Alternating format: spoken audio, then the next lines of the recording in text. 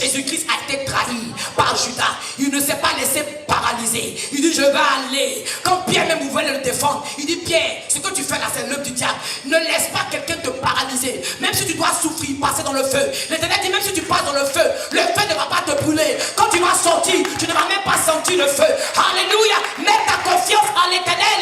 David dit, j'étais jeune, je suis vieux, je n'ai jamais vu le juste. Je n'ai jamais vu le juste. Je n'ai jamais vu le juste. Ni le fils de l'homme mendier. Alors pourquoi tu paniques? Le problème aujourd'hui, tes yeux ne sont pas sur les promesses. Tes yeux sont sur le problème. Tu regardes ton compte est rouge. Oh Seigneur, comment je vais faire pour payer ma maison demain? Dis à quelqu'un, garde les yeux sur le Seigneur. Je lève les yeux. Je lève les yeux vers les montagnes. D'où me viendra le secours?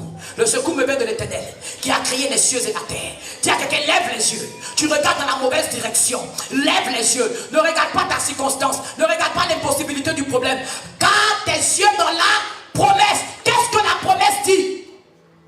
Parce que tu n'as pas de force pour empêcher aux âmes de se forger contre toi. Tu n'as pas la force d'empêcher au problème de venir contre toi. Mais la Bible dit, toute âme forgée contre toi ne prospérera pas. Toute maladie forgée contre toi ne prospérera pas. Toute pauvreté forgée contre toi ne prospérera pas. Garde les yeux sur la promesse. Et quand tu aimes Dieu, quand il te parle, tant que tu n'as pas fait ce qu'il a dit, tu n'es pas en paix. Ta vie est bloquée. Ce qu'il t'a dit, si tu n'as pas fait, tu vas nulle part. Les gens vont venir, ils vont te dépasser. Tu as dit, qu'est-ce qui se passe? Tu n'as pas fait ce qu'il a dit. Il dit, si tu sais ce que tu dois faire et que tu ne fais pas pour toi, c'est un péché. Tu es en train de faire quoi que tu es assis là? C'était parmi vous, il t'a dit, fais une grande offrande à l'Éternel. Satan sort. Satan ne peut pas te dire de donner offrande à Dieu. Je te dis d'avance, c'est Dieu. Dieu te dit, prends 40 jours de jeûne, prie. Et mon boulot?